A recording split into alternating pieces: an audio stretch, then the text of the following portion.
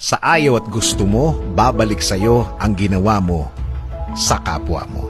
Para sa mga taong akala nila dire-diretso mga ginagawa nilang mali sa kapwa. Feeling nila may forever na sa kanilang ginagawang masama sa kapwa nila, na akala nila di na matatapos ang panahon. Para sa mga taong akala nila hindi na babalik ang mga ginagawa nila sa buhay ng iba, na kung mabuhay ay parang walang takot, walang tigil, walang preno sa masamang gawa nila. Ganun din ang masama.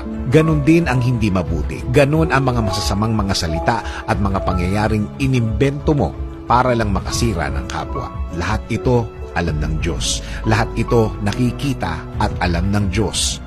Kaya sa lahat ng mga biktima ng mga taong ganito, hindi kayo ang gaganti. Ayaw ng Diyos na mapahama kayo sa pagganti nyo sa kanila. Ayaw niya na mapasama kayo dahil kapag kayo ang